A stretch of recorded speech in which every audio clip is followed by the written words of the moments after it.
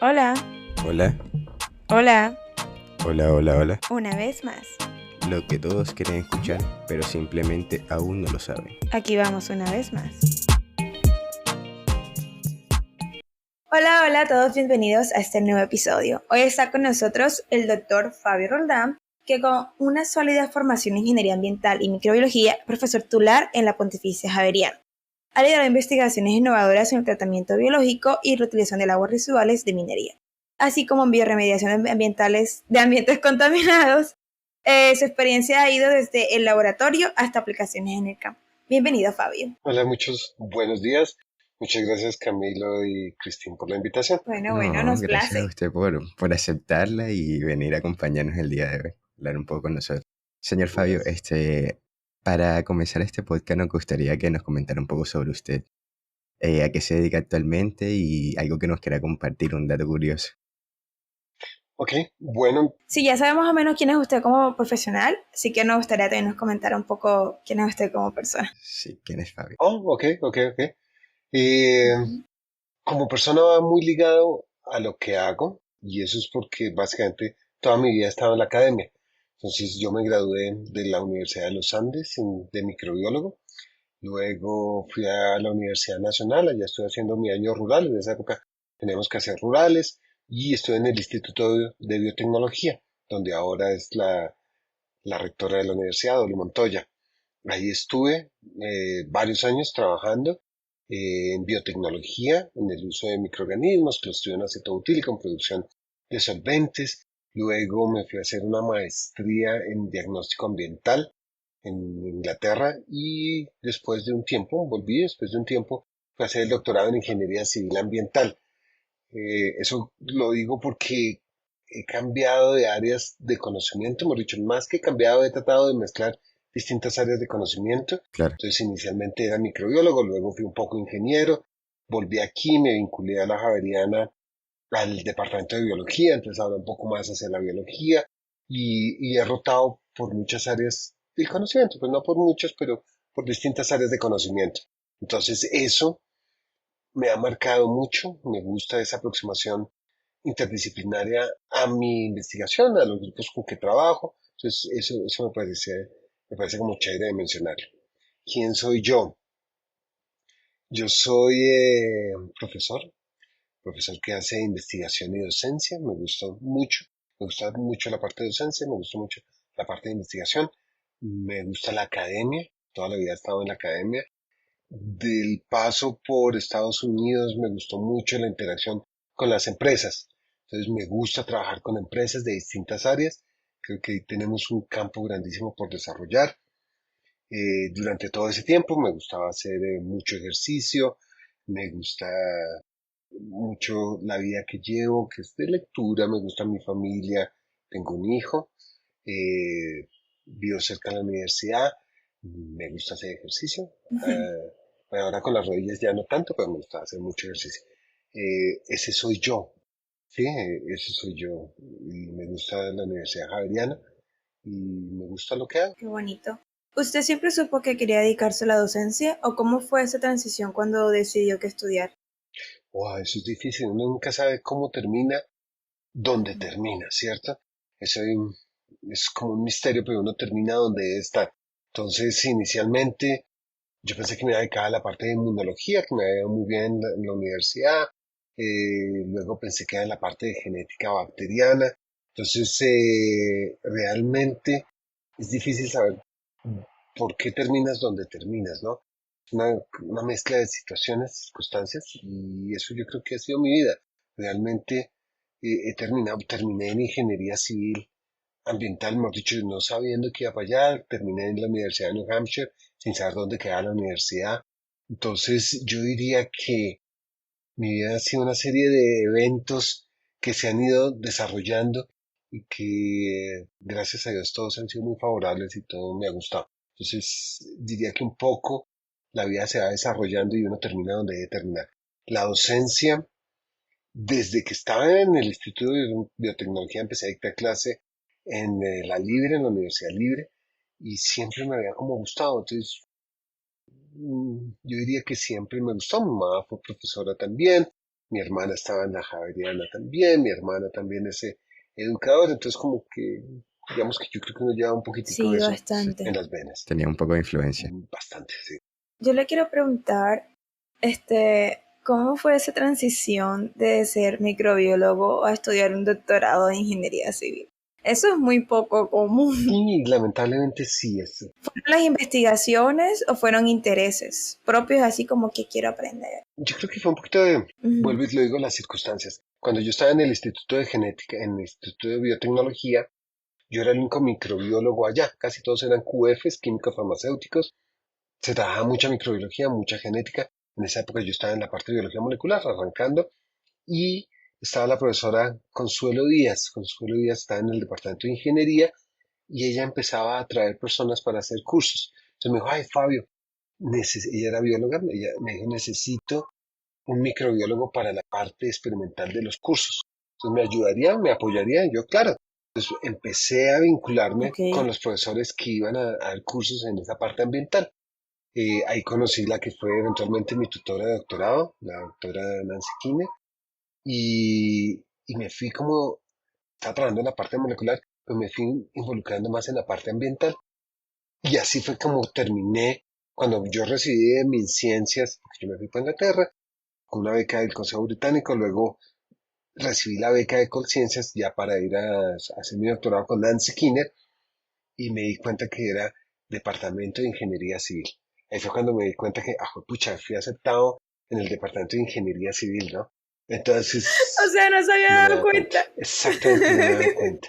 Y voy para la Universidad de New Hampshire, ahora sí, donde es que queda muchas cosas como que han llegado a mi vida sin realmente ninguna planeación, sino que se van dando. Entonces así terminé en el área de ingeniería. En el área de ingeniería ambiental y tiene mucho que ver con la microbiología. Entonces para mí ha sido una mezcla muy agradable.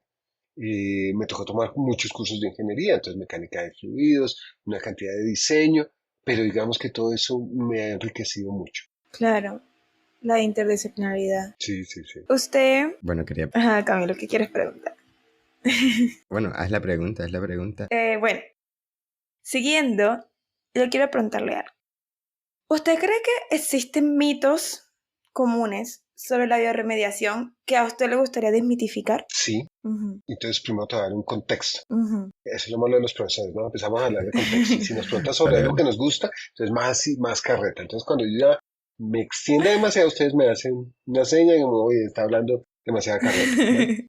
Eh, ¿Qué es bioremediación? Bioremediación es tratar de recuperar un sitio o un área, un ambiente que ha sido impactado. Entonces, para mí, y eso son como escuelas de pensamiento, para mí bioremediación está muy amarrado a remediar biológicamente un sitio contaminado. Cuando decimos eso, hablamos de biodegradación. Entonces, biodegradación es degradar, romper moléculas orgánicas.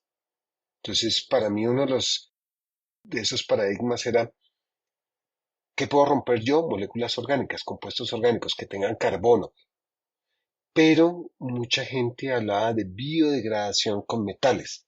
Entonces yo decía, pero el metal no se puede romper, nosotros no hacemos alquimia, ¿cierto? No cogemos un átomo de mercurio y lo rompemos. No, uno le cambia el estado de oxidación, uno lo puede movilizar, pero realmente biodegradar para mí era como raro. Dicho eso, en los últimos años me he dado cuenta que hay mucha literatura y de gente muy buena hablando de biodegradación con compuestos metálicos, con elementos. Entonces, como que sí, como que no. Entonces, esa es una de las cosas que tenía como un paradigma que decía que biodegradación era compuestos orgánicos, no inorgánicos, pero también lo encuentro en la literatura mucho. Uno es eso. Dos, para mí hay una diferencia entre bioremediación, ¿cierto? Y restauración. Nosotros entramos a tratar de recuperar el ambiente impactado, tratar de eliminar el contaminante, y después vienen los que hacen remediación para tratar de volver ese ambiente a unas condiciones pristinas, unas condiciones anteriores. Entonces, para mí, nosotros bioremediación entra antes que esa parte de restauración. Sin embargo, uno encuentra mucha literatura y mucha información que hablan de restauración como un paquete completo donde está la bioremediación, biodegradación. Pues esas son cosas. Entonces son simplemente definiciones. Yo creo que a veces uno se mete en cierta escuela de pensamiento. Entonces uno es eso. Dos, no, no hay magia. No hay magia. No hay magia en la bioremediación. No hay magia en los microorganismos. No, no son fáciles y no es una receta de cocina. No es una receta de cocina en la medida que no, no todo lo que tú hagas se aplica en cualquier área y en cualquier contaminante, ¿cierto? Y bajo cualquier condición. Son muy específicos, trabajar con microorganismos son muy específicos. Cada contaminante es muy específico, cada condición, todo es muy específico. Entonces, no me gustan las generalizaciones, ¿cierto? No me gustan las generalizaciones. Segundo, no hay magia, no hay microorganismos mágicos, ¿cierto? Entonces uno ve que, vendo el microorganismo que hace esto, vendo las cepas son esos microorganismos, vendo las cepas capaces de remediar sitios contaminados, soy muy escéptico de esos productos mágicos que venden una bolsa, venden un galón de microorganismos que son capaces de hacer esto bajo cualquier condición, bajo cualquier contaminante. No, creo que eso no funciona muy bien. Los microorganismos que hacen el trabajo están en el ambiente. Pues aquí a veces yo tengo personas de distintas industrias o empresas que llegan diciendo, necesito las cepas degradadoras de petróleo. Y yo, pero ¿cuáles? Hay muchas en el ambiente, hay muchas. No, las que degradan, no sé, tocaría hacer un estudio y hay varias. O sea, no hay misterio, eso está en el ambiente. Entonces creo que una de las cosas que sí me gustaría aclarar es que no hay cosas mágicas, no hay cepas mágicas, no hay cepas. No, todo está en el ambiente. Y es una mezcla de entender el ambiente, los microorganismos y el contaminante. Cuando uno logra entender cómo esas tres funcionan bien, logras hacer un buen proceso de bioremediación. Eso tal vez es una de las cosas que me gustaría aclarar. Vale, vale. Una aclaración bastante buena y me abre dudas que de pronto no tenía antes, pero antes quiero que nos cuente un poco sobre la bioremediación en minas. ¿Qué nos podría contar al respecto? Ok, entonces yo venía trabajando y casi todo mi trabajo de maestría fue con plaguicidas, ¿cierto? En Inglaterra de la lista roja y los hongos que degradan esos plaguicidas, los de la pudrición, los white rot fungus, los de la pudrición blanca. Luego trabajé en mi doctorado un salt marsh, como una ciénaga contaminada con petróleo. Luego, cuando llegué aquí, estuve trabajando con petróleo, trabajamos también con explosivos. Estábamos trabajando con una empresa en tratar de desarrollar un explosivo comercial biodegradable que con TNT y PENT. Entonces estábamos mirando microorganismos con capacidad degradadora. Trabajamos fenol, trabajamos plaguicidas en la costa, toxafeno, degradación. Entonces venía trabajando mucho con compuestos orgánicos. Estaba muy enfocado a esa línea. De hace unos años para acá, con una estudiante de doctorado, Janet Vázquez, de la Universidad Central. Ella llegó aquí y dijo, quiero trabajar minería, metales. Entonces es como otro mundo, ¿no? Pues yo no he trabajado, pero venga, trabajamos. Empezamos a trabajar drenaje ácido de minas, minería de carbón específicamente, y ya se abrió una línea completamente nueva hacia la parte de inorgánicos, ¿cierto? Entonces ahí todo ha sido un aprendizaje y hay muy poca gente que trabaja microbiología de compuestos inorgánicos, ¿cierto? Entonces del azufre, del hierro, y ese ha sido un reto muy chévere. En USBA, donde yo trabajo, aquí en la Javeriana, esto es la Unidad de Saneamiento y Biotecnología Ambiental, USBA por sus siglas, Unidad de Saneamiento y Biotecnología Ambiental. En USBA tenemos tres líneas de investigación. La primera es tratamiento de sitios contaminados, que es un poquito todo lo que se enmarca de lo que he hablado. La segunda es el uso y aprovechamiento, ver en qué se pueden aprovechar los microorganismos, sus subproductos, bioprospección, que es un poquito de lo que tal vez hablaban con Gina, de estas algas que tienen, microorganismos de ambientes extremófilos, con lipasas, tratar de identificar qué producen los microorganismos que tenga un uso, ¿cierto? Más biotecnología. Y tenemos una tercera línea que es el tratamiento de aguas residuales. En esa línea, digamos que nos hemos enfocado más en la parte de drenaje ácido en minas. Entonces, ¿cómo se genera un drenaje ácido en minas? Cuando empiezan a hacer minería, ¿cierto? Ya sea a cielo abierto o subterránea, empiezan a excavar. Y ahora muchos de los compuestos que estaban inmovilizados en el suelo, en el subsuelo, se ven expuestos a agua y oxígeno, ¿cierto? Entonces muchos de los metales que están en forma de pirita asociados al azufre, ¿cierto? Encuentran agua, oxígeno y se empiezan a dar una serie de reacciones, muchas de ellas por microorganismos, en las que empiezan a producir ácido, ¿cierto? Sulfato más agua, entonces ácido, y empiezan a producir estos ácidos, a bajar el pH y se empiezan a dar una serie de reacciones entre el hierro más 2, hierro más 3, y con el tiempo se empieza a acidificar ese drenaje, eso que empieza a escurrir de la mina. Y ahí tenemos la formación de drenaje ácido en minas, con varias características. Una, bajo pH, ¿cierto? Generalmente podemos hablar pH menores de 3, entonces muy ácido, con altas concentraciones de sulfato. Como es ácido, solubiliza metales, entonces alta concentración de metales. Y depende de la región, aquí tenemos en donde trabajamos, en Paquirá, Zamacá, altas concentraciones de hierro. Entonces, esa combinación hace que el drenaje ácido sea bastante tóxico, bastante corrosivo y que sea un problema ambiental. Entonces nos empezamos a meter mucho más en la parte de drenajes. Eso es el drenaje ácido de minería de carbón específicamente. ¿Sí me están entendiendo o no? Porque lo podemos No, sí, aterrizar mucho más, ¿no? Ustedes son no, mi sí le estoy retroalimentación. entendiendo, sino que hay que prestar atención.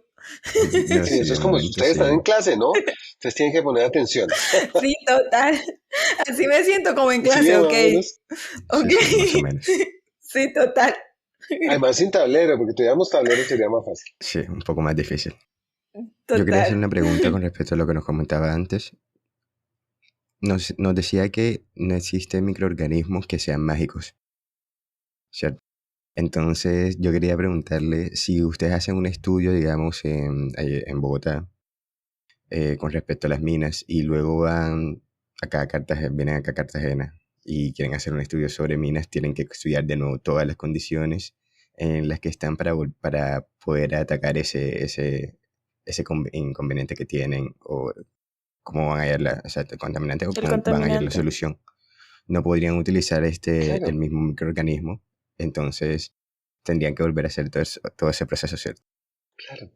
Digamos, ustedes dos tienen cara de que comen muchos frijoles, ¿cierto? Buenos degradadores de frijoles. Pero si yo tengo un derrame de frijoles por la región de Antioquia, ¿cierto? No me voy a poner a llevarlos a ustedes dos, aunque coman mucho, tengan cara de que Ujú. comen mucho, no me los voy a poner a llevar a esa región. Posiblemente voy a la región y busco unos microorganismos que degraden mucho mejor los frijoles bajo esas condiciones. Entonces, yo les digo a mis estudiantes, tienen que pensar como Mm, bacterias, ¿cierto? Ese es el chiste. Piensen como bacterias. Si yo tengo que trabajar un contaminante bajo ciertas condiciones, generalmente los microorganismos que hacen el trabajo, pues son los microorganismos nativos, los que están adaptados a esas condiciones.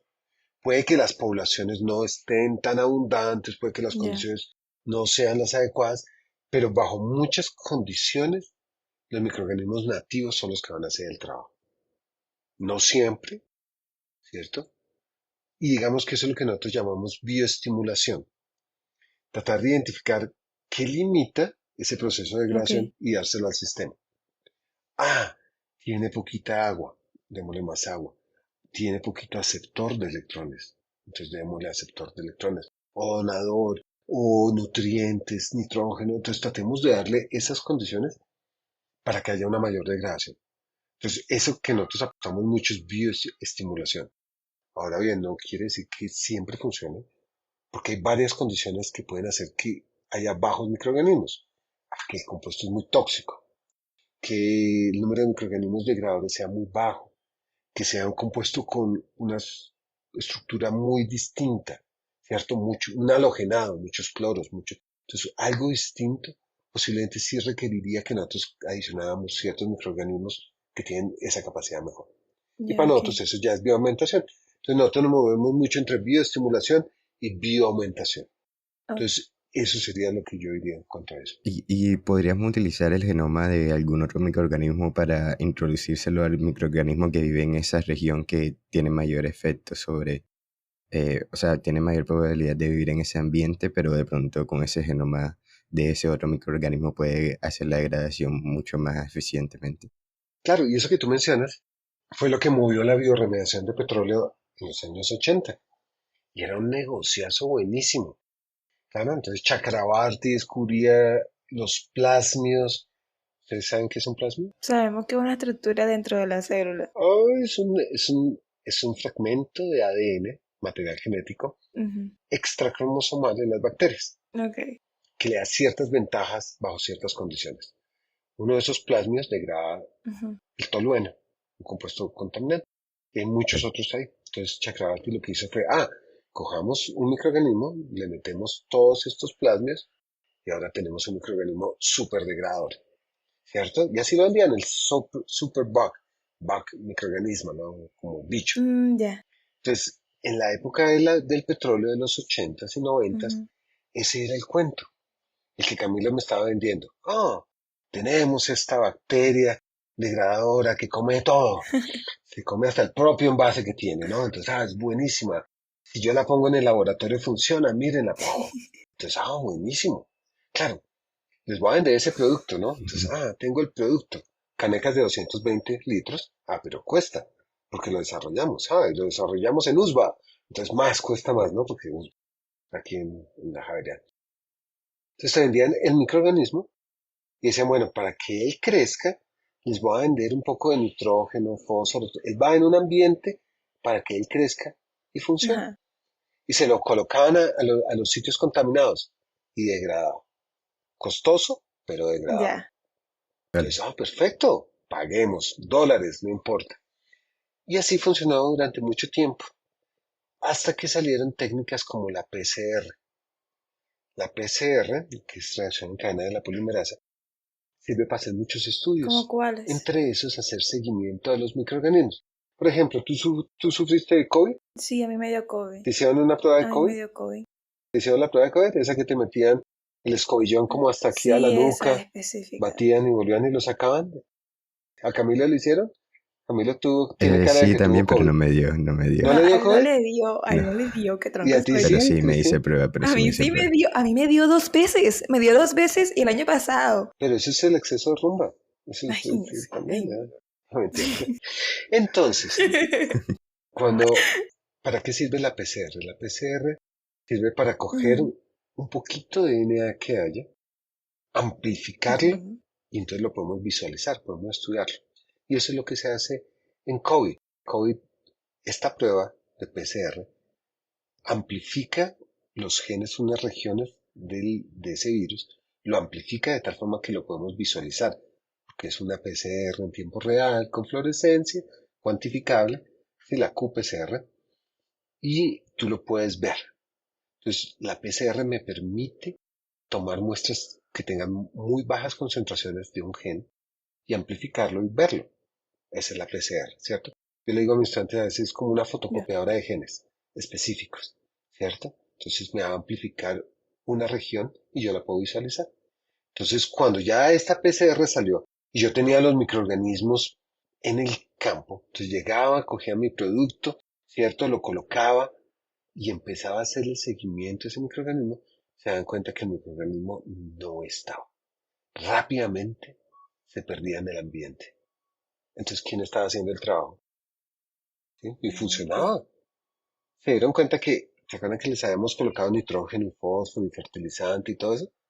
Pues eran los microorganismos nativos Ajá, que ajá. utilizando eso lograban degradar el contaminante. Ok, o sea, no era la bacteria que No, habían traído con todo no eso, no era era. la propia de ahí. Exactamente, sino que yo de cierta forma estaba haciendo bioestimulación. Entonces, muchos productos comerciales se empezaron a caer, Ya. entonces ya empezó un poquito más de rigor científico, pero a una hora, ¿cierto? Ven muchos productos así Ok. mágicos que hacen el trabajo. Entonces, no quiero decir que nada Claro, claro. funcione, que ninguno funcione, simplemente soy más escéptico y tengo una aproximación mucho más rigurosa, Ya, a saber qué es lo que está haciendo el trabajo ahí. comprendo. Vale.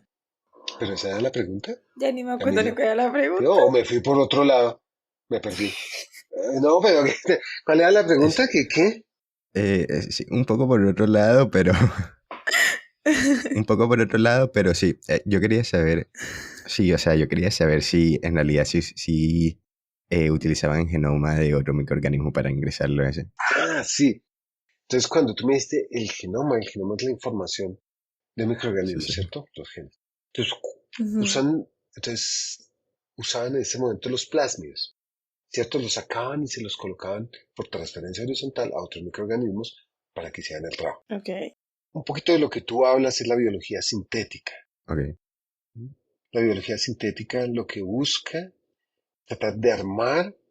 Yo tengo Víctor de Lorenzo, profesor de España, muy pilo, graba mucho biología, muy pilo. Él describe que hay que tener como un chasis de carro, ok, ¿cierto? Ok. Y a ese chasis Como del una estructura carro, base. exacto, una estructura base, esa célula Ajá. bacteriana, yo le puedo meter distintos genes, ¿cierto? En ese chasis. Entonces yo puedo tener una bacteria que crezca en el ambiente, una pseudomonas que crece rápido, que usa nitrato como aceptor, y le empiezo a meter genes o le quito otros y empiezo a modificar ese microorganismo, una biología sintética. Ese es Ok. el sueño, eventualmente, poder organizar todo un genoma con las condiciones que tú quieras. ¿Listo? vale, Entonces, eso, y eso es una edición genómica, se hace, ¿cierto? Y la gente trata de venderte eso. Este microorganismo tiene el gen de degradación de este compuesto, pero si no está el paquete Ujú. completo, el chasis, todo el genoma, ese solo paquetico, ese solo gen, no te va a hacer todo el trabajo. ¿Listo? listo. Entonces Ya, es claro. importante tener todo el paquete completo. Yo creo que en los microorganismos todo es muy difícil. O sea, porque es que, mire, yo siento que, yo creo que con lo que he aprendido, ¿Más difícil que los usted le estudiantes? No. pone... ¿Ah? ¿Más difícil que los ¿Qué? estudiantes? No. Ay, claro que sí, porque mire, digamos que usted introduce ese pedazo de gen específico que le da esa habilidad en específico al microorganismo, a la bacteria. Pero la bacteria, si se va, aunque sea la bacteria propia nativa del lugar, puede de pronto reaccionar de una forma distinta a la esperada. ¿Sí me entiende? ¿O no? ¿Sí o Completamente. no? Completamente.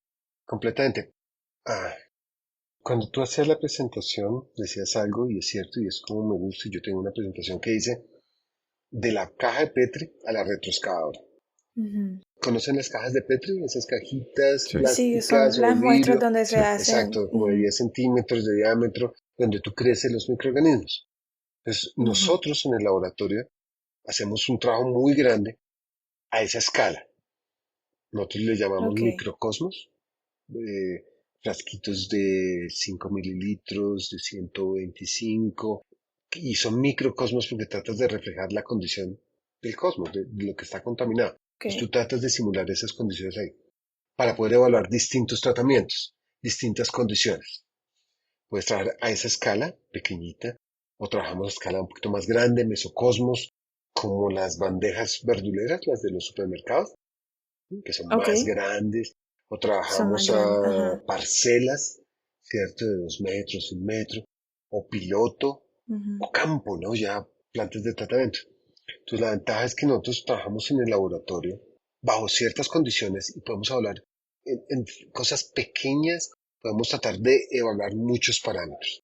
Y en el laboratorio nos pueden ujú. dar resultados muy bonitos a esa escala. Pero esa escala llevada a campo, hay un vacío muy grande, un gap, un espacio muy grande. Y tratar de reflejar lo que obtenemos a esta escala, a escala de campo, hay una gran diferencia y no siempre es posible. Es una época que Sí, estábamos claro. trabajando con una empresa en el tratamiento de lodos de petróleo, lodos pesados de petróleo. Entonces, ¿qué son los lodos de petróleo? Durante todo el proceso, desde la perforación, extracción, transporte, refinamiento, todo, se producen muchos residuos de petróleo, ¿cierto?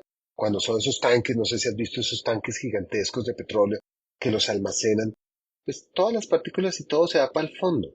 Mucho Hay contaminados con sedimentos. petróleo, sedimentos, exactamente. Entonces, esos son lo que se conocen lodos de fondo de tanque.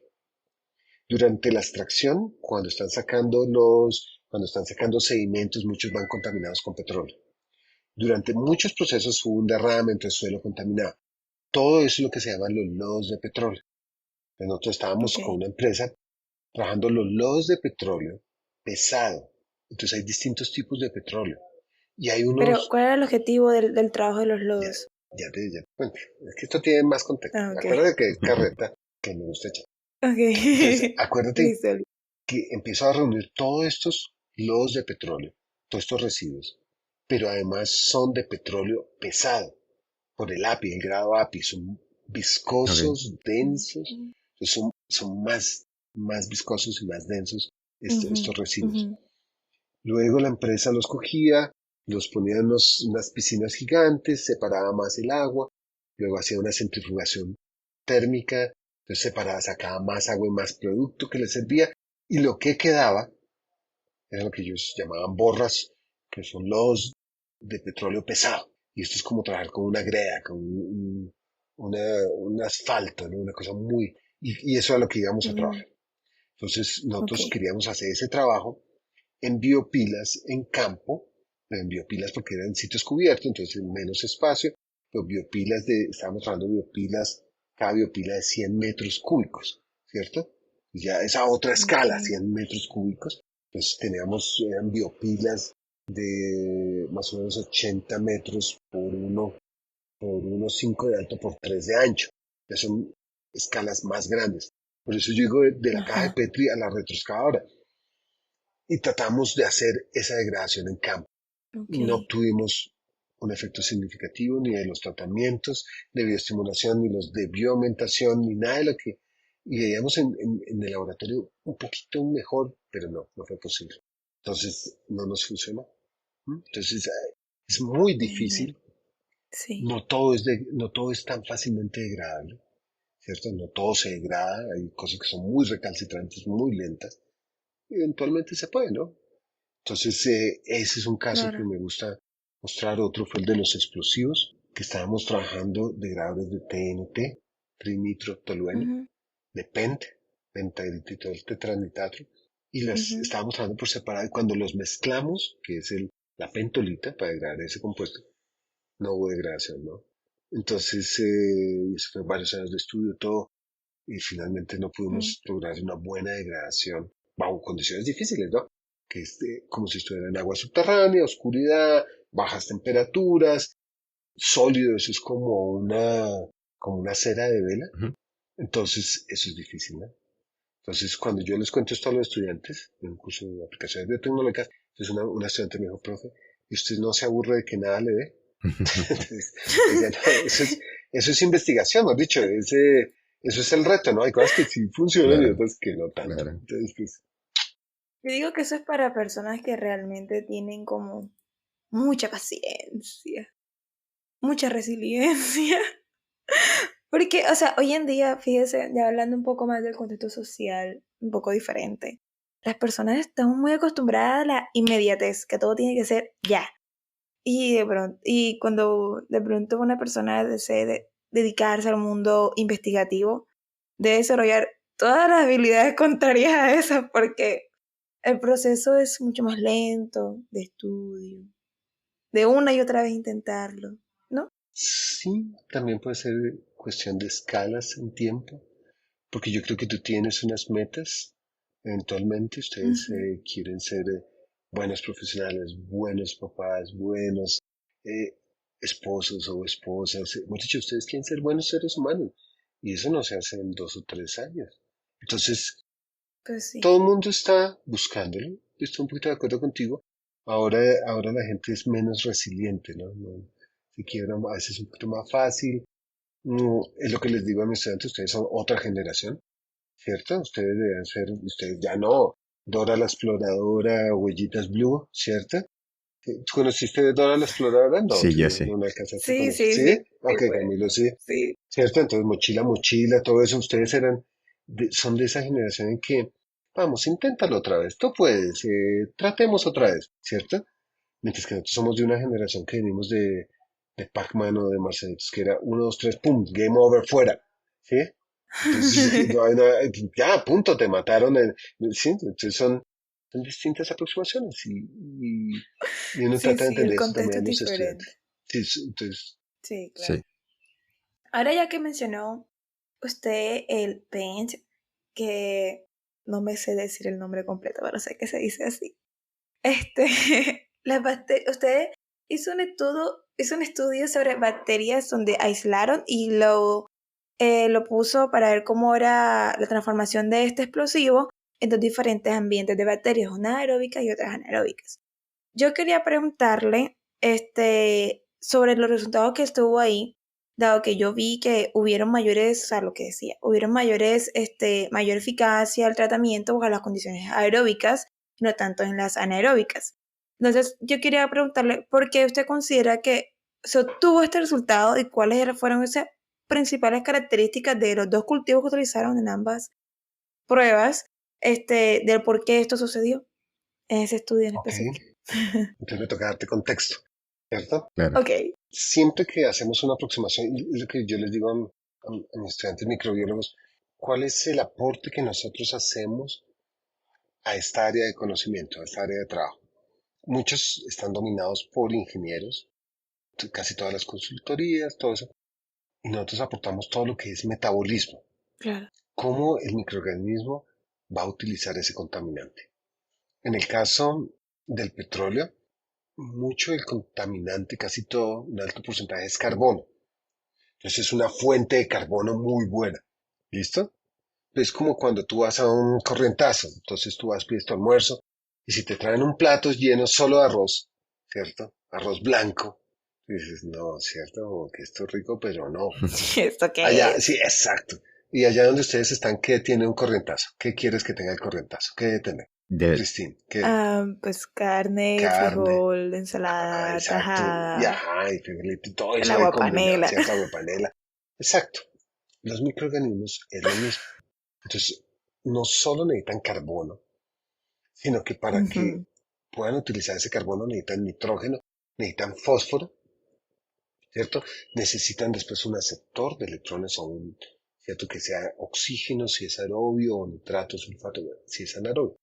Entonces, cuando nosotros empezamos a hacer los estudios, y eso ya lo sabemos, los microorganismos más eficientes en degradar contaminantes, en la mayoría de los casos, son microorganismos aerobios, ¿cierto? ¿Por Mm. qué? ¿Por qué los aerobios dominamos el mundo? ¿Por qué nosotros más o menos dominamos el mundo? Eso es lo que nosotros creemos, ¿no? Ujú. Uno, porque podemos producir más energía por molécula. ¿Y qué haces tú cuando tienes más energía, Cristina? Entonces puedes producir más, tienes mayor eficacia, haces más, trabajas más. Más ejercicio, mayor trabajo. ¿Qué más, Camilo? Cuando tienes energía, ¿qué haces? bueno, más que todo trabajo. Sí, convierto toda esa energía en trabajo, de alguna forma.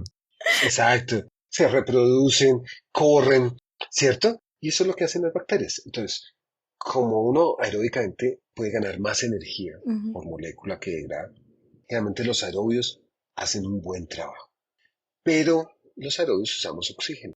Entonces, donde no hay oxígeno, tenemos que dar oxígeno. Y dar oxígeno es costoso, ¿cierto? Tanques de oxígeno es costoso. Entonces, a Sí, veces es un damos recurso aire adicional. que tiene un porcentaje. Entonces, depende. A veces un anaerobio que usa nitrato puede ser muy eficiente. Entonces, nosotros miramos todo eso. Miramos el explosivo, necesitaba darle una fuente de carbono porque usaba el nitrógeno del explosivo. Tanto TNT como PENT eran muy buenos, entonces teníamos que darle una fuente de carbono.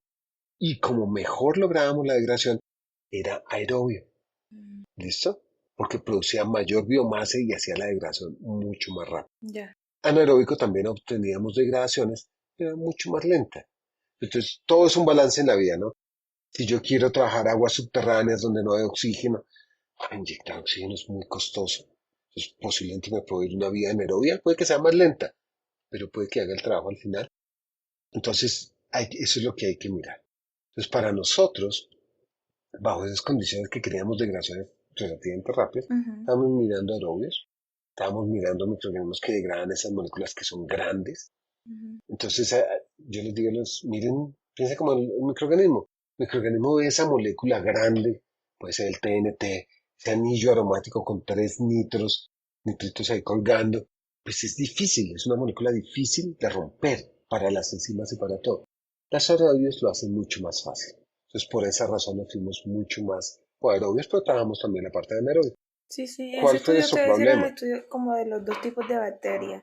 O sea, yo vi que hicieron dos tipos de bacterias, pero que realmente tuvieron resultados, por lo menos en los tiempos que trabajaron, con bacterias aeróbicas y no con anaeróbicas. Pero vi que actualmente ustedes también están desarrollando un proyecto con el mismo PENT, pero con bacterias anaeróbicas, que donde utilizan como fuente el carbono y el nitrógeno.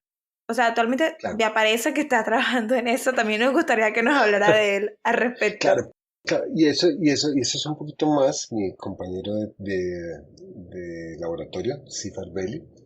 Sifar también trabaja conmigo y él, yo me fui más por la parte del drenaje de ácido de minas, por la parte Ah, ok. de estos metales. Sif siguió un poquito más con la parte de PENT. ¿Por qué? Porque lo ideal sería buscar un microorganismo que utilizara el explosivo como fuente de carbono y de nitrógeno, que no hubiera que suministrarle ninguno de los dos, ¿cierto? Eso es muy difícil, no está reportado. Entonces él está buscando eso, ¿cierto? Eso es como esas cosas que uno quiere lograr. Segundo, él quiere trabajar que muchas veces la degradación de ciertos productos se da mejor anaerobio. Entonces él está mirando esa parte. Pues digamos que eso es lo que se está trabajando ahorita. Ver si bajo condiciones anaerobias de ciertos grupos de microorganismos, ciertos conjuntos, como consorcios no definidos de microorganismos, no sabemos nombre y apellido, puede lograr esa degradación bajo esas condiciones anaerobias sin fuente de carbono, sin fuente de nitrógeno. Eso es todo un reto. Entonces está él mirando esa parte. Vale. Hablando un poco más de del drenaje ácido de minas, quería preguntarle qué tipo de mezcla reactiva se seleccionó previamente para aumentar el pH y la alcalinidad y para eliminar el sulfuro y estos metales pesados. Dentro del Ok, estudio que realizó. sí, sí. El de la prueba Entonces, piloto. el de la prueba piloto, sí. Entonces, todo uno trata de ir como un camino, ¿cierto? Un proceso. Con, Sí, sí, vimos que hizo estudios previos con esto, pero que ya se animó y lanzó un estudio sobre una prueba piloto donde ya se fue a mayor ánimo, escala. ánimo que tú puedes. No, y es un poquito lo que tú dices, ¿no? Pero tengo que darte un poco de historia. Claro, Listo, claro. listo. Cuando Janet, cuando Janet empezó a trabajar, ella empezó a trabajar en la zona de Zipaquirá, Cundinamarca, Boyacá, Ujú. ¿cierto? Esa región minera. Cuando hizo el estudio ahí, definió cómo era el drenaje ácido. En términos generales, se encuentra un drenaje ácido con estas condiciones. Cuando fuimos a hacer las primeras pruebas en el laboratorio, en columnas, ¿cierto? Como en Mesocosmos, dijimos necesitamos un drenaje y lo hicimos. O sea, hicimos un drenaje ácido sintético, ¿cierto? Entonces lo hacemos en el laboratorio bajo ciertas condiciones y ese fue el que evaluamos. En ese momento dijimos, bueno, para este drenaje, ¿qué mezcla reactiva que va dentro del reactor nos sirve? ¿Qué es el reactor? Es lo que nosotros llamamos un reactor bioquímico pasivo. En ese reactor va a haber una serie de reacciones químicas, biológicas, que en conjunto hacen el tratamiento. Entonces, ¿se acuerdan bien qué era lo que caracterizaba un drenaje ácido? Eh, ¿Se acuerdan? no me acuerdo. ¿Te ¿Qué acuerdas? condiciones?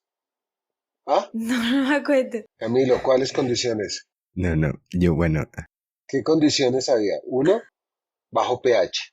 ok. Dos, Ah, sí, el pH, las condiciones de alcalinidad y algunos metales que se encontraban dentro del drenaje. exacto, altos Ok. metales, alta concentración de metales, alta concentración de sulfato, ¿cierto?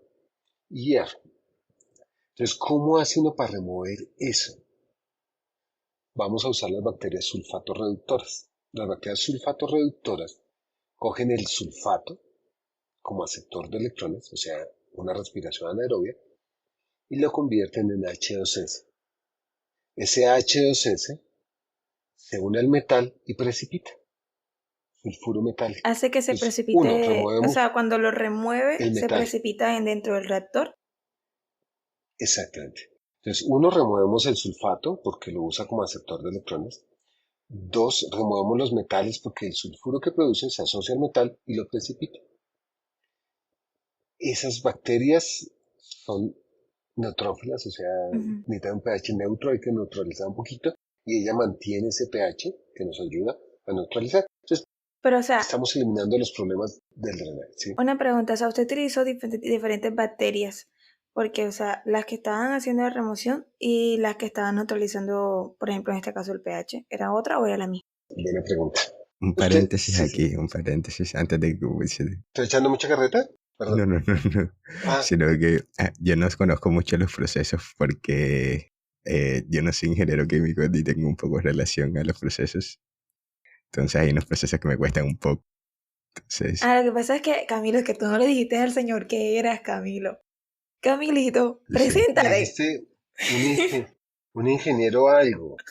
No, bueno, no dije, pero soy ingeniero electrónico. Entonces hay, hay, Ah, ingeniero hay electrónico. Ah, no, procesos que no perfecto. conozco. No, si Entonces, entiendes. o sea, entiendo, No, electrones. A ti que hablamos de aceptores de electrones, transportadores, todo eso.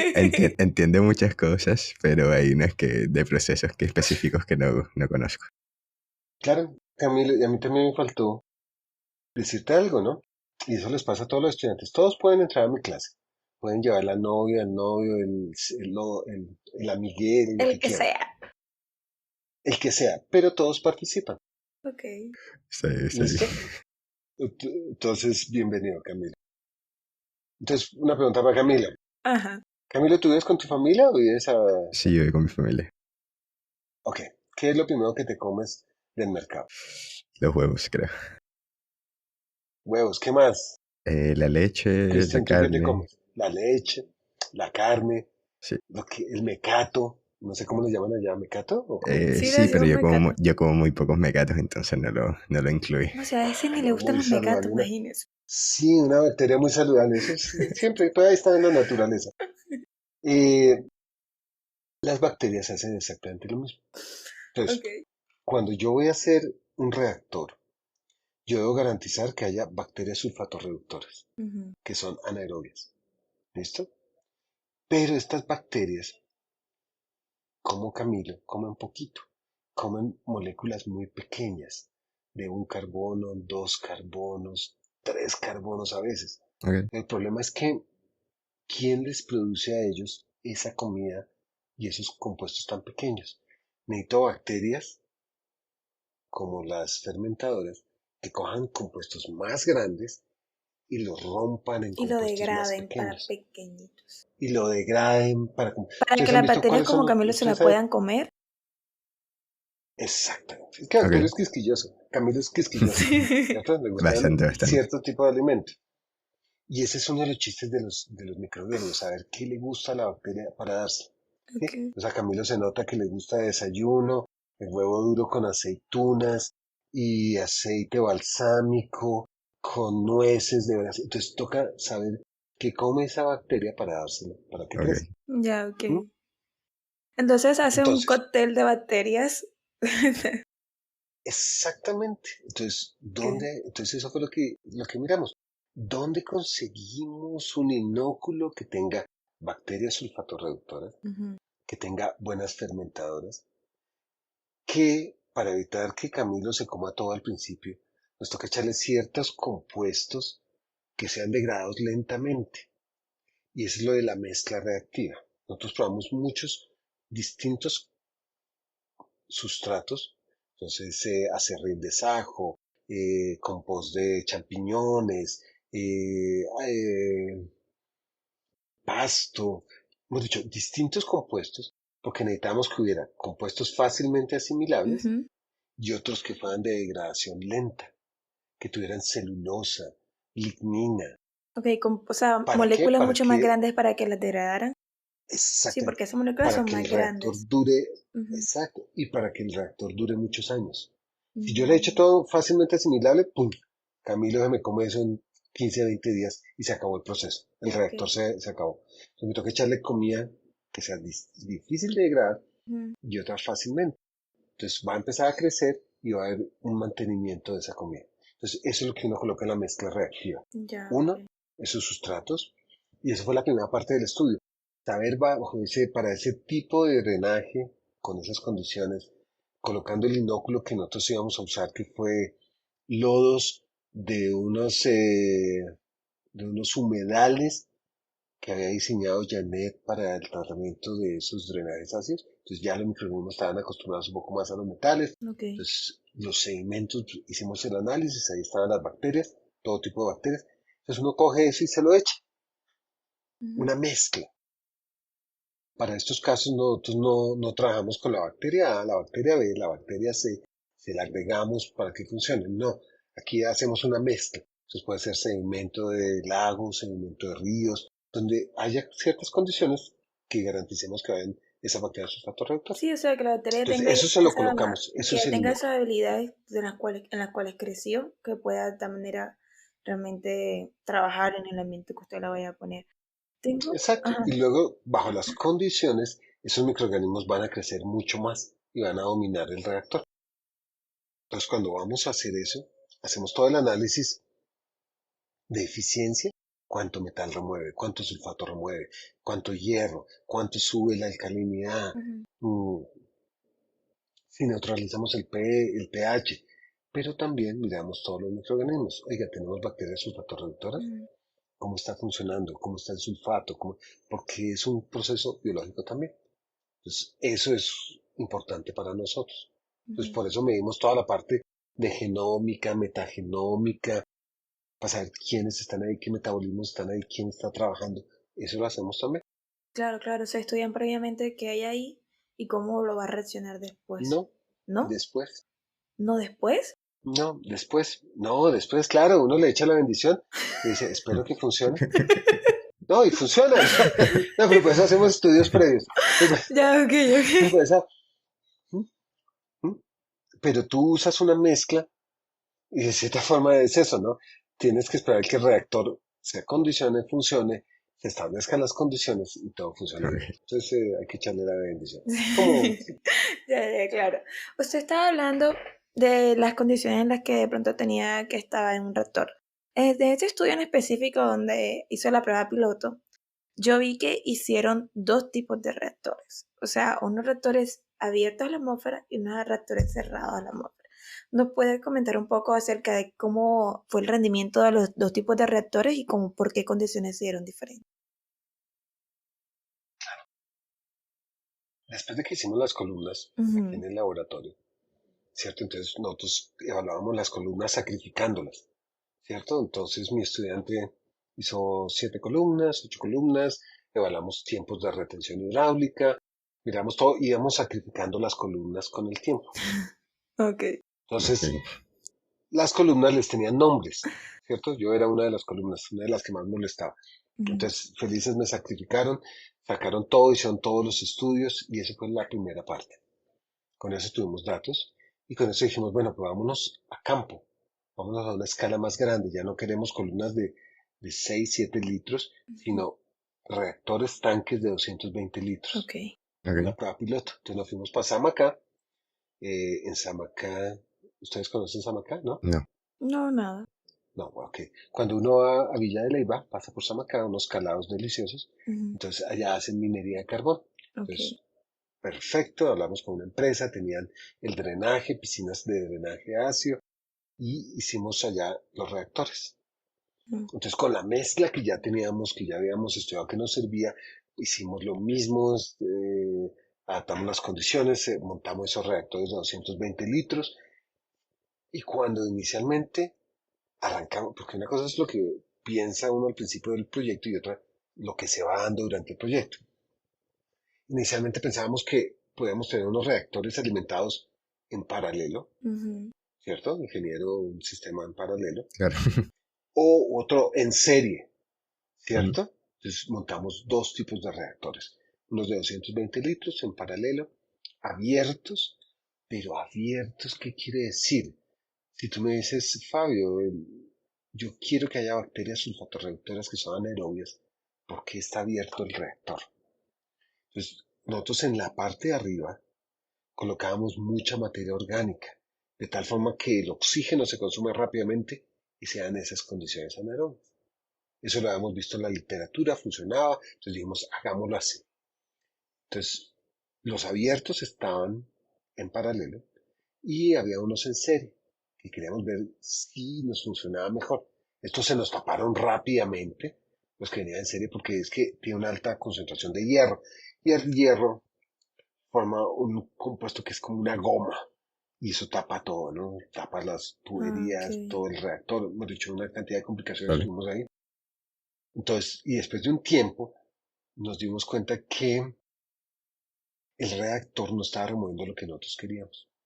Dijimos, no, montemos unos reactores cerrados, esta vez sí cerrados con tapa, ¿cierto? Para mantener mejor las condiciones. Y los montamos. Y nos dimos cuenta que esos corrieron 6 meses menos, porque a los 6 meses fue que hicimos el cambio, que realmente tenía mayor eficiencia en los reactores cerrados. Una mayor remoción de los contaminantes, unas mejores condiciones. Eso es. Entonces nos dimos cuenta que los cerrados funcionaban mucho mejor. Mm. Por las Vale. condiciones, de pronto eran Eso condiciones más controladas. De todas formas, estar abiertas también lo podía efectuar. tal vez al estar abierto y a lo que nosotros creíamos que había suficiente materia orgánica, se consumió Ujú. muy rápido, no, variaba mucho y es cerrado, se mantenía un poquito más constante las condiciones, posiblemente, pero nos funciona mucho mejor cerrado. Y eso se ve en el artículo, ¿cierto? Sí, En las sí, figuras. ya, ya. Mm. Los invitamos a que lean el artículo. Las invitamos a que lean el artículo. Sí, así es. Sí, o sea, nosotros vimos también, hablando del mismo artículo, que usted tuvo unos residuos sólidos y Yo no algunos... tuve residuos, no. Ah, usted no tuvo residuos. Yo pues sí, yo sí tengo residuos sólidos. ¿Estás hablando de...? No, Estoy no creo, hablando Sí, ¿no? sí, no, no, de no. la reacción.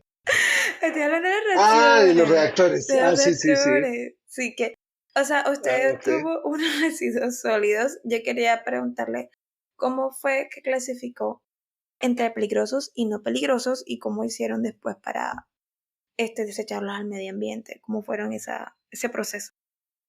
Claro. Nosotros trabajamos no solo en la parte de bioremediación con Janet, Ujú. sino un punto que trabajamos también es en la predicción si se va a producir un drenaje ácido o no. O sea, el drenaje ácido se produce por las condiciones geológicas de la región. ¿Qué metales tiene? Si tiene azufre, bajo ciertas condiciones se va a producir un drenaje ácido. Entonces nosotros tratamos de hacer esos estudios previos.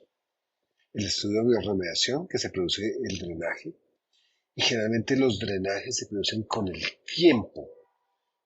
Generalmente es un problema muy grave en minas cerradas, que se ha quedado eso ahí, se va acidificando, acidificando y acidificando cada vez más. Ujú. Y tres, con el tratamiento post, el post-tratamiento del material del reactor. A esos reactores se les hicieron pruebas de lixiviación, son unas pruebas estandarizadas para saber qué tanto de lo que está ahí inmovilizado se va a liberar. Entonces se hacen pruebas no biolixiviación, sino de lixiviación, Ujú. ¿cierto? Para ver si se va a soltar esos metales de ahí. ¿Y cuánto se Digamos, va a soltar? y cuánto se va a soltar y cuándo se va a soltar, ¿cierto? Ujú. Entonces hicimos esos estudios. Y es un poquito lo que aparece al final, ¿no? Sí, Y eso sí. es lo que más hemos venido trabajando desde entonces. El sistema que nosotros montamos ahorita sigue funcionando, Ujú. lo tiene la empresa, le gustó mucho y ahí lo tiene. Y eso era una de las cosas que proponíamos en el proyecto que estábamos haciendo ahora, el estudio un poquito más riguroso de cómo podemos hacer una disposición adecuada de lo que quede en los reactores. Y eso me lleva a otro punto que no has leído porque todavía no tenemos nada, Ok. y es la biominería, ¿sí? Que queremos trabajar. Si todo lo que ustedes han oído hasta ahora es cómo remuevo los metales, cómo los inmovilizo. Sí. Pero, lo otro que queremos ver es cómo tenemos microorganismos que hagan lo opuesto. Bajen el pH y solubilicen lo que está ahí. ¿Cierto? Mm. Entonces, lo hicimos con unos estudiantes de pregrado, una bióloga, que queríamos saber cómo remover cobre de de las tarjetas impresas de los residuos electrónicos de los equipos. Allá los ingenieros electrónicos que son felices haciendo circuitos, Sí. ¿cierto? Entonces le ponen cobre, le ponen una cantidad de metales que son tóxicos al ambiente. Entonces queríamos ver cómo podemos hacer con microorganismos que hacen lo contrario, que es ahora bajar el pH, acidificar para remover estos metales de ahí. Eso es lo que estamos trabajando un poquito ahora, la biominería. Ok. Entonces dijimos, bueno, pues ya que estamos en la biominería, Ujú. entonces necesitamos ingenieros electrónicos que nos guste hacer una cosa que es con RES, Rare Earth Elements, elementos de las tierras raras. ¿Sí los habías oído, Camilo? No, Yo no lo había ¿No? oído. Tabla periódica, ustedes ven la tabla periódica, ¿cierto? Y si ven que abajo hay dos filas de elementos, ¿cierto? Sí. Esos son muy costosos, son altamente utilizados para muchas cosas electrónicas. Entonces tienen un alto costo, pero sus concentraciones son muy bajitas. Entonces lo que queríamos empezar a trabajar era ver si podíamos hacer biominería, que es lo inverso a lo que hacíamos del tratamiento, solubilizar los metales y sacarlas de esos metales, Ok. de esos elementos raros, de esas tierras raras. Entonces eso fue un poquito lo que estábamos proponiendo, pero no nos aprobaron nutrición, por ahora. Ok, pero interesante. No, chéverísimo. Y Entonces raro. venía a hacer tu maestría acá, claro. Pues ahí está, si están buscando hacer su doctorado, ya entonces, me voy a Bogotá. Ahí vamos, hacemos Sí. compañeritos y vemos a Yo, ver yo si no él les he no preguntado, sabe. yo no les he preguntado a ustedes, ¿no? Pero yo creo que no. En otro programa les hacemos la entrevista inversa a ustedes Vale, dos. vale. Claro, Eh, claro. Quiero ya salirme un poco de las investigaciones y quiero que nos cuente de nuevo por qué eligió este área, qué le llama la atención, por qué le gusta tanto, por qué al final decidió trabajar en esto. Que no sea por No sabes destino. si eligió. Cuéntenos qué me gustó. Pero es que eso iba a decir, uno no sabe si uno elige el área o el área lo elige a uno. Eso es como difícil. ¿Qué me gustó? ¿Qué me gusta? Sí, porque para quedarse hay por lo menos tener un gusto. Es como el gen masoquista, ¿no? También un pedacito Mm, ahí. No, ¿qué es? Realmente que las cosas no son, no siempre funcionan como uno cree, ni funcionan siempre lo mismo. O sea, estamos trabajando con bichitos, con microorganismos, ¿cierto? Que es muy difícil que a veces todo siga, todo lo que uno cree se vaya a dar como uno cree. Entonces las condiciones cambian, cambia todo, cambian los microorganismos. Entonces es muy difícil lograr hacer exactamente lo que uno quiere. Entonces eso es un reto. También me gusta porque puedo trabajar con bacterias, ¿no? Entonces si me molestan las meto al autoclave y las mato y listo, no hay problema. Esto no hay derechos humanos, no hay bullying, no hay nada. Entonces eso es chévere también. Eh, me gusta mucho trabajar con empresas, ¿cierto? Creo que me gusta trabajar con ellas, lograr convencer a alguien. La empresa es como abstracto, ¿no? A una persona, y si uno logra identificar a ese ángel guardián en esa empresa, o que le interese, entonces uno tiene una muy buena oportunidad. Me gusta eso. Me gustan las salidas de campo. Me gustan mucho las salidas de campo, pero un poquito distinta a las del biólogo, ¿no? La del biólogo son felices porque no pueden dormir, a sufrir penurias, a a mojarse, pasarla a mal. acampar, a pasarla mal. No, a mí me gusta la salida de campo, un buen hotel, una buena salida, mucho trabajo, y después llega agüita caliente, comida rica. Pero me gusta ir a la costa cuando estuvimos con lo de Toxafeno, me gustó mucho ir a toda la zona cafetera que estuvimos muestreando, me gustó mucho ir a Arauca cuando estuvimos con lo del petróleo, con una empresa. Me gusta esos retos. Entonces, para mí son retos, muchos retos. O sea, creo que eso es un poquito de lo que me ha gustado de esto, ¿no? Como mirando en retrospectiva, son muchos retos y eso es chévere. ¿Vale? Consejo para alguien que quiera dedicarse a la bioremediación. Lo mismo que para el que quiera dedicarse a cualquier cosa. Sea terco, ¿cierto? Búsquelo, ¿sí? Hágalo. Cuando entonces, ay, no, usted debe ser muy pilo porque beca del Consejo Británico, beca de mi ciencias o de conciencia en su momento. No, era terco, ¿sí? Yo decía, pero que eran esas ganas de viajar y conocer también. Me parece muy chévere. Del reto de que es que no va a poder hacerlo, así sí lo va a poder hacer. Y si uno mete la cabeza, tiene que sacar el cuerpo. Entonces, una vez que identifiquen qué es lo que les gusta, ¿cierto? Porque la Ujú. buena suerte es una mezcla de preparación con oportunidad. Entonces tienes que estar muy bien preparado para lo que tú quieres lograr. Inglés, para mí el inglés fue un reto grandísimo. Yo salí muy mal, con muy mal inglés del colegio, muy mal inglés de la universidad. Y después me tocó aprenderlo, ¿no? Entonces, estar dispuesto a aceptar esos retos, dispuesto a que lo logras, y es hasta dónde quieres llegar, cuál es tu límite. ¿Mm? Camilo, ¿cuál es tu límite? No existe. ¿Qué es lo que te limita? No existe. El límite Exactamente. se lo pone uno mismo. Tú, exactamente, uno es el mismo límite hasta donde quiere llegar uno. Entonces, distinto, ¿qué quieres hacer? Hemos hablado mucho de mí, pero de ti, ¿qué quieres hacer? A mí me llama la atención más la parte de agricultura sostenible. Yo soy amante a Ajá. la comida y digamos dentro de mi experticia y lo que he estudiado, quiero dedicarme y hacer que la comida sea más accesible y de calidad. Y además de que es más de calidad, poder como reducir ese sesgo que hay de entre, por condiciones específicas es que sale el cultivo. Entonces me llama más la parte como de fitomejoramiento de semillas, me llama mucho la atención. Para dedicarte a la investigación, así de loca, Un poquito, en ese sí. ataque, ¿sí? Un poquito. Ah, chévere. Ok. ¿Y cuándo te vas? ¿Qué vas a hacer? ¿Maestría y doctorado? ¿Tú ya hiciste maestría? No sé, preguntes que no los conozco. Pero lo podemos hablarlo, pero esto es cosas partes del podcast, entonces vamos a hacer una última pregunta, Ah, Camilo, es ok, la última ok, pregunta. después para el Sí, siguiente. Sí, sí. sí, Bueno, sí. listo. Ya para Yo no puedo finalizar, pasar, Me parece, sí, ya sí, para sí, llamado finalizar. al orden. Ok. ya para finalizar el podcast. La última pregunta, la que siempre hacemos, y es ¿qué invento futurista le gustaría que existiera? ¿Y por qué? Puede ser algo que a usted le gustará de niño o puede ser algo relacionado a su carrera. Hemos tenido diferentes respuestas, bastante Sí, variadas. usted díganos lo que es lo que usted quiere.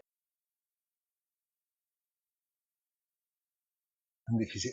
En el área molecular los avances han sido grandísimos y en los últimos años ha sido como, wow, abrumador, ¿no? O sea, ya te secuencian tu genoma por $1.000, una cosa que antes era impensable, rápido. Entonces, para mí eso va a ser